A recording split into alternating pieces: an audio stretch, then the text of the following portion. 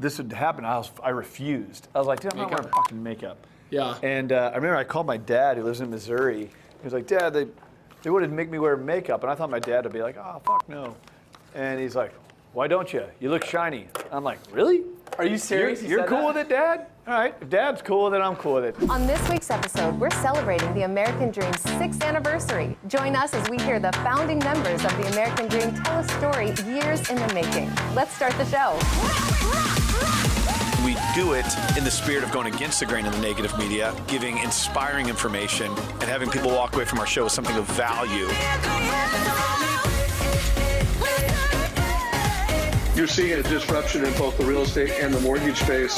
A lot of people are just not willing to put in the work. What video does is that it demands an emotional response. You know what I love about the show? It's totally unscripted. Our show is both national and local, and I'm proud of the fact that we're here to share stories that both inform and inspire our viewers for the better. Our first segment is brought to you by a professional in your city. Let's hear from them now.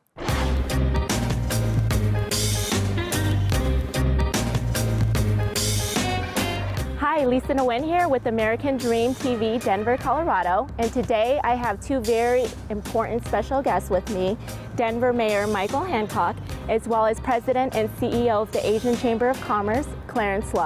Today we will be talking about the 2020 census and the importance of reporting the numbers. The census count is something we do only every 10 years in the United States of America. It's part of our Constitution. So Colorado wants to make sure it receives its accurate proportional dollars from the federal government based off of our population numbers. So it's critically important that everyone in every household in Denver is counted so that we can make sure that Denver and the state of Colorado receive its proper financial resources from the federal government, but also the accurate representation in Washington. We do not report individuals or immigration status as part of the census. There is no way by law are you able to identify individuals in a household. We're only looking for numbers. There's a lot of fear, concern, and distrust, if you will, in the census survey, again, because of the atmosphere that we have in the country today. But I cannot stress the importance enough that when it comes to how we properly educate our children, when it comes to how we properly ensure that public health is available for everyone, access to health care is available to everyone, how we properly make sure that our police department, our fire department, and our paramedics and other first responders are properly equipped, we need to make sure that every household is counted. And the law protects your privacy, and as people of color, we need to make sure, in particular, that you're counted, because it helps us to also understand really the proportional representation that's in our city, in our state. Because when that's undercounted, then we typically have a disproportionate amount of representation on the local level. Clarence, tell me a little bit about the Chamber and what it is that you do for the community. Absolutely. Thank you, Lisa, for having me on the show. The Asian Chamber of Commerce is a 35-year member organization based here in Denver that has served our members with economic and business opportunities. We hold a number of events throughout the year, partner with our city and county folks, different agencies within that state of Colorado, and perhaps most proudly, our international partners with Japan, Korea, Vietnam, and other Asian countries in Pacific Rim.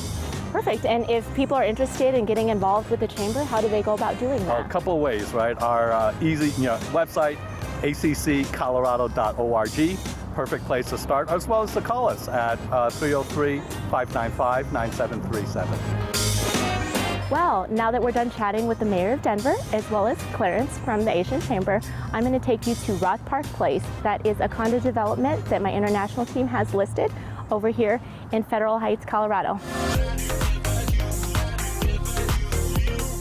So Roth Park consists of 43 total units, conveniently located right next to Roth Park, which has a beautiful lake, about a 1.5-mile walk path, has a playground for the young kids, along with some beach volleyball courts. Every unit consists of 2 bedrooms, 2 baths. The kitchen has nice quartz countertops, high-end powder-coated stainless steel appliances, along with engineered hardwood floors throughout the kitchen, living room, and the hallway here. So here we are in the master bedroom with all of these high-end upgrades. This must be a really expensive price, right, Dominic? Of course not, Lisa. All these units are starting at just $260,000. So one thing that Blueprint Investment Group, along with the international group at RE/MAX Professionals, has been trying to bring some attainable workforce housing to Colorado. This is one of those much needed voids that we were doing a very good job of fulfilling this time. Thank you, Dominic, so much for showcasing Roth Park Place. We really appreciate the time that you took to show us around each of the units. And thank you so much to everybody for tuning in today on this episode of The American Dream. Thank you so much. The American Dream is about bringing you inspirational real estate, lifestyle, and success stories. This week, we explore the history and vision that brought us this far. But first, we have one more story from your neighborhood. Let's check it out.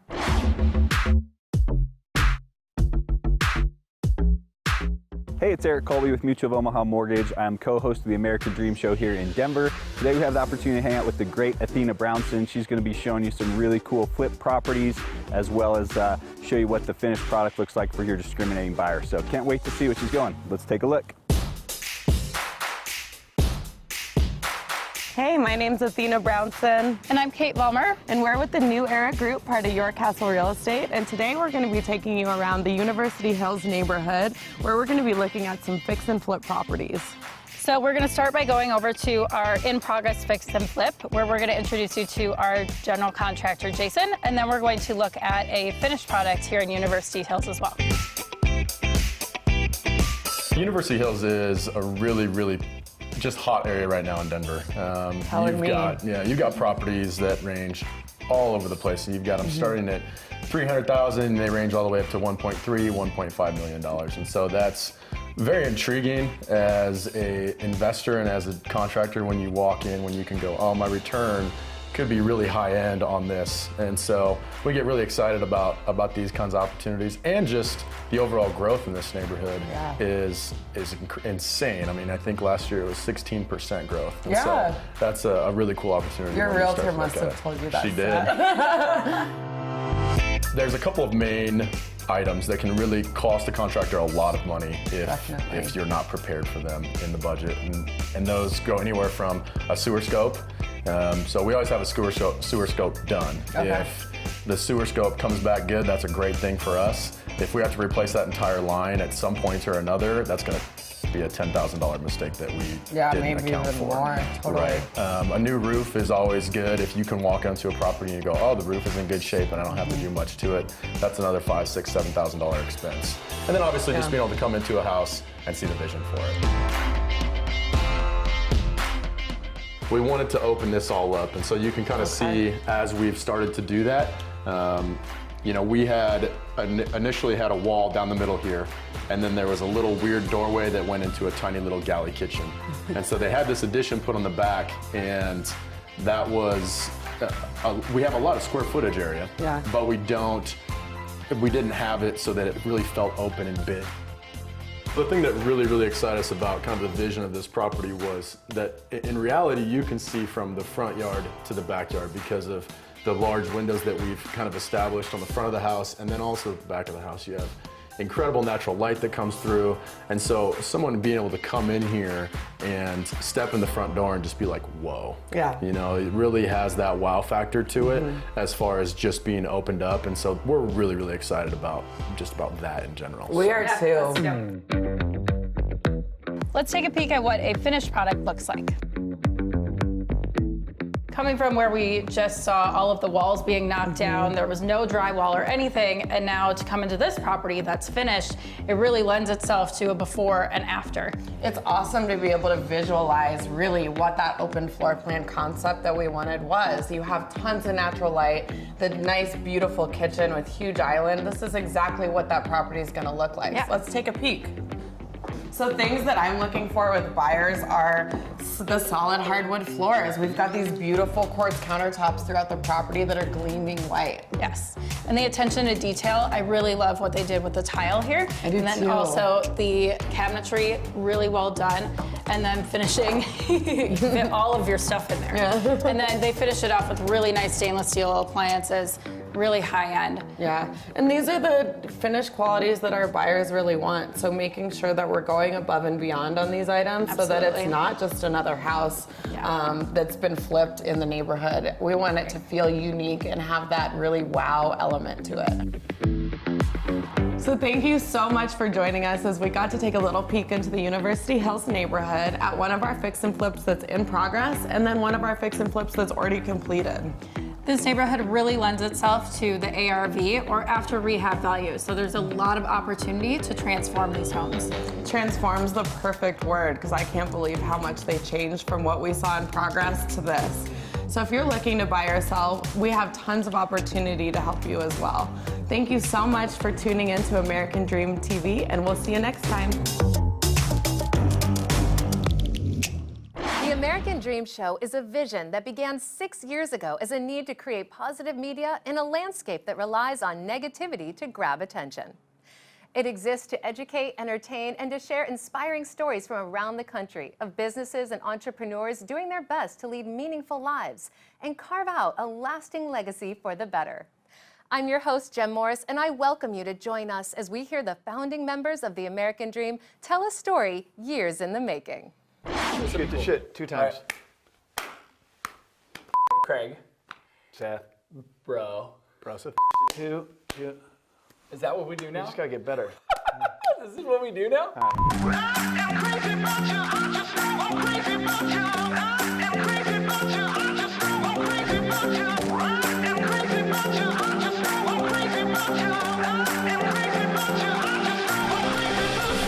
Craig Sewing, creator of the American Dream. Look, when we set out to start this mission, it was about combating negative media. What ultimately happened is it became an entrepreneurial journey where we started to create some of our own dreams. And me specifically took this thing all across the country. The American Dream is not a destination, it's a journey. And in this entrepreneurial spirit, in our second city of Denver, I met what ultimately would become my version of the American Dream, meeting who's going to be my wife today, Brandy Sowers.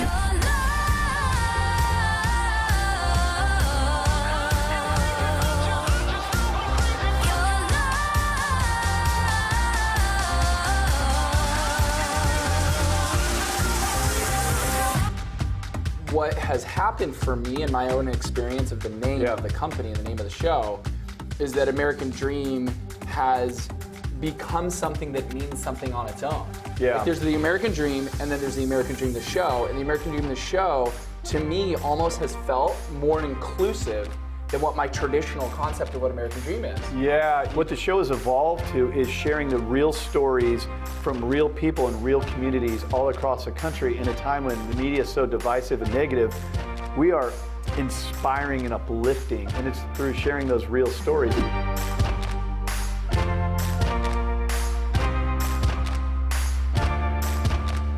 There's 400 people now that take part in the American Dream. There's millions of people that see it every single Sunday. What's crazy is the story of the American Dream is actually your story. It started with a radio show. The show's growing, and we're really proud of that. It's your show, not ours. But what you might not know is behind it all is me as an entrepreneur. You know, a lot of us are waiting for that big aha moment that changes our life. But now that I'm inside of the company, I see it's a lot of little aha moments. One of the most pivotal moments came from a very scary failure, and it came from the network. So we came in and we had this show, and we built this show without their support. We, in our own bubble, were doing well, and I thought they were gonna offer us a daily show. So I'm going in there, I'm thinking, all right, prime time, this thing's gonna blow up. You know, you're always waiting for like that moment of like, you made it, now boom. So we go up, I have this meeting, and they're like, next week we're unplugging the show. Well, we're not unplugging your show, we're unplugging the entire network. But we like you.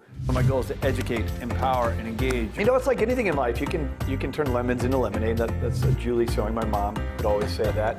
So I said to these big network guys, well, can we still use your studio? There's a great opportunity for us to take those failures and turn them into bigger wins. And I think that's a message that should apply to anybody who's got that entrepreneurial spirit. Don't let fear of failure paralyze you. When you learn that your failures can be your biggest lessons and stepping stones, then you can replace that fear with faith, and then the world is yours. most people see obstacles, and he really does see opportunities. That is a unique characteristic to Craig. Everybody he's come in contact with, they're all great people. And because knowing Craig, like, he makes everybody around him better. And I can see why he's achieved the American dream. Ooh, wow. Hey.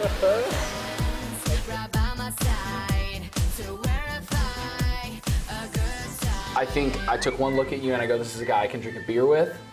And I think there was a kind of an immediate friendship. I think absolutely, at least on my side, there was a fascination with you because you came into California, which is a very intimidating state, to come in and try to be a big entrepreneur, and you were completely fearless. When you started the American Dream, several things. One, I didn't see the vision, straight up. Number two, I didn't think I had the confidence to get in front of a camera and represent myself. And it wasn't until other people joined the show that I said, no, wait, they can't be on that show without me being on that show.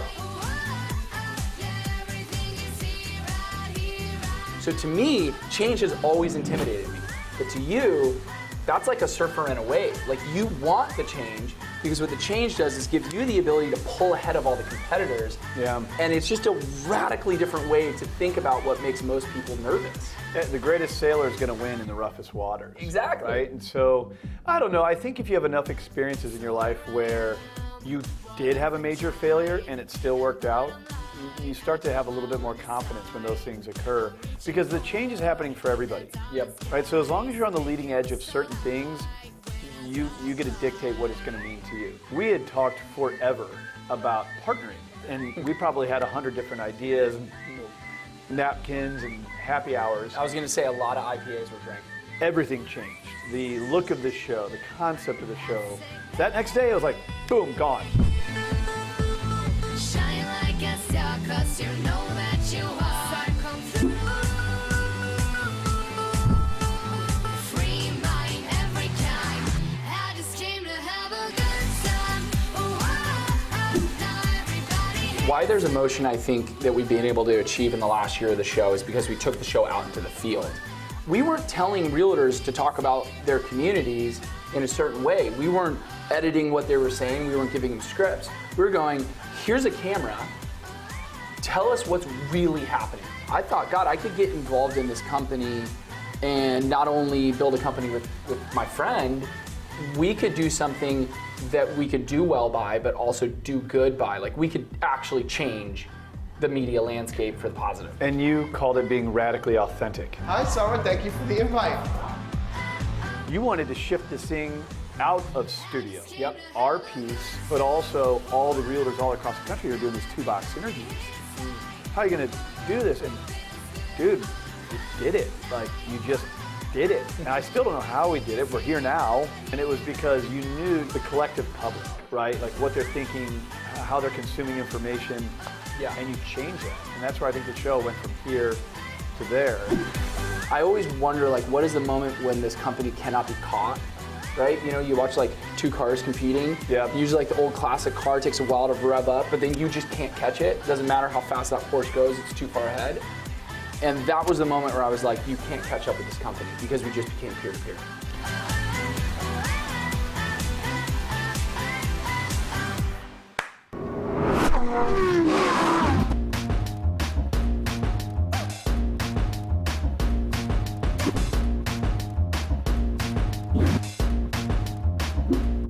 Relationships are your key ingredient. With anything in business, whether it's media or anything else, we had built equity in real relationships. A few contacts, a few phone calls. They partnered with us to create the studio, Ignite Media. Now I'm this executive show producer to the CEO of a media company.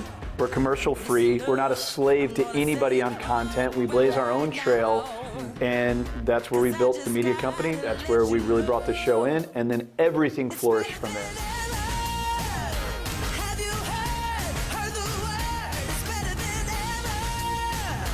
When I walk around Ignite Media, and I mean this from the bottom of my heart, I'm so damn proud, and I'm proud of it. I'm like proud of the life it's become, the thing that it does. I mean, you can walk through there, and there's the social media team. Yeah. There's the account managers. There's the editors. There's the producers. And this whole thing is gelling and it's growing, and it's like, I could be cut out of this equation now, and this will not stop. What I love is, you know, I walk into the editing room and there's 11 of some of the brightest young minds in editing, and a lot of people who are incredibly experienced as well, that are veterans. And I can sit and watch people taking footage from all over the country, all over America, and crafting stories around these young entrepreneurs. This thing now is its own living, breathing thing. The people that put this together, everybody's fingerprints are all over it. That's what I'm most proud of, and that's what makes me so confident that we're just at the beginning. Living the American dream, man. That's it. Doing it right now. Work hard, play hard, strive for the best, be part of the best, work with friends, create great relationships, man. That's it. Love it. For me, the American dream is visualizing something that you want so bad and actually going after it and getting it no matter what it takes. One of the things that attracts me to the American dream is that it's not just a company, it's a concept. And I think one of the things that American Dream TV is so good at is capturing the diversity of what the American dream means all over America. And that is something I'm so proud to be a part of. Part of the American dream is dreaming big. On today's episode, we're going to visit Anguilla, a little island off of the south coast. You know, in all of this mission and all the things we've talked about here today about making the American dream come to life for everybody all across the country and millions of followers and all that stuff, we gotta remind people this is really fun for us too. There's struggles and there's trials and tribulations, but like when Richard Steinberg out of New York City, who sold A-Rod and J-Lo their home, says at the end of this call, he goes, hey, I sell for the Four Seasons in Anguilla, and I want to fly you guys down there, and we're going to stay in the Four Seasons, and it's going to be incredible, and let's do a show down there. And I'm the CEO of the company. I'm leading the phone call, and I'm like, yeah, and we talked through and all this. By the end of it, you remember this call, I go, can I say something really stupid? What is Anguilla? Break it down. It's a material world, but I'll tell you now, I can be your girl. I don't know whose idea it was. Someone said it offhand, and then it became very serious. A couple cocktails in, we were like, no, we're doing this. We were getting a private jet.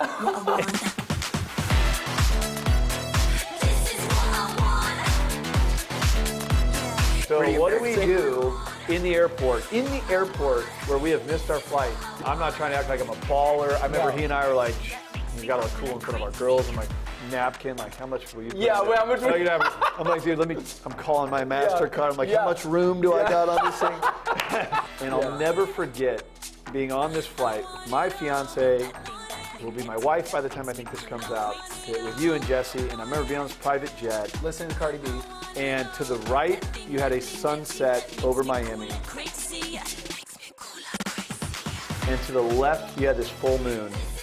And I don't care what that costs. Like that is a price. I get goosebumps just talking about it. It was a priceless moment of like all the blood, sweat, and tears, and this. We're experiencing this moment right now.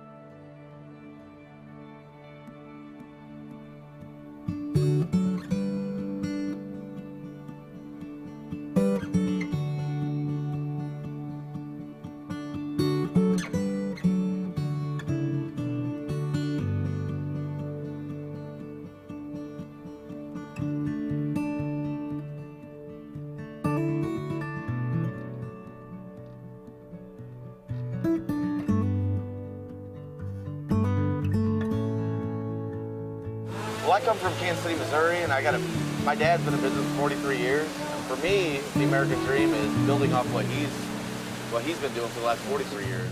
Being someone from a small town in Olympia, Washington, being down here in Southern California trying to make a name for myself, to me, that is an opportunity you wouldn't see in other countries. And I think you can see it here in America. And I think that's the reason that I'm so proud to be American. First generation Filipino American. My parents came over from the Philippines, and they made a lot of sacrifices for me, even just to be around and do things. So it's always been in my soul and my purpose to make sure that I get to a place that makes them proud. You may kiss your brother.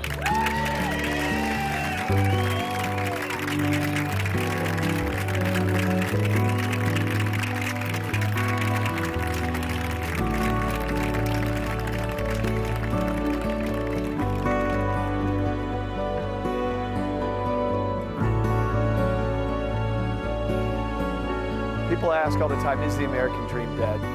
And I got to ask them the question, are you dead? Because the moment we stop dreaming is the moment we are dead. As a country, there's a reason that millions of people went into it, not out of it. Now, whether your goal is to start a business, start a charity, or start a family, like I'm going to be doing here today, the American dream is subjective. You get to define it, you get to chase it, and it's a never-ending process, and that's what makes it such an amazing thing.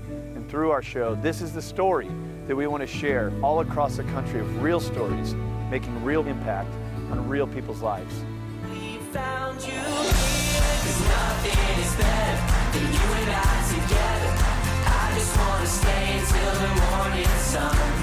Lay here forever, you and I together. I just wanna stay until the morning sun. I just wanna stay until the morning sun. I just wanna stay until the morning sun. When we're talking about the American dream, we are living what the overall story is. I mean, if you boil it all the way down to the core of what this thing is, all of us internally as teammates, I never use employees, I never use that word, as teammates, partners, and all of our own individual stories, personally and professionally, like it's created this tapestry, this fabric where you have a purpose. I feel like we have this purpose and this great story, and it's been cool sharing.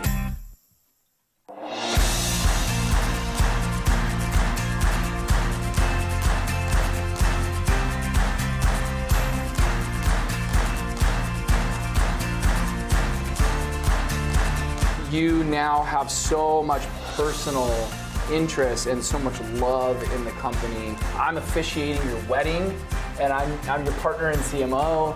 You know, my best man at my wedding is our director of revenue and retention. So what's so cool is like that's a glue that just can't be unstuck. A hug? Yeah. All right, I gotta go. We're grateful for everyone that helped grow our show into an outstanding source of knowledge and inspiration, and for the opportunity to share these stories with viewers around the country. We're happy to have shared our journey with you, and we hope that you've enjoyed it too. Thank you for watching.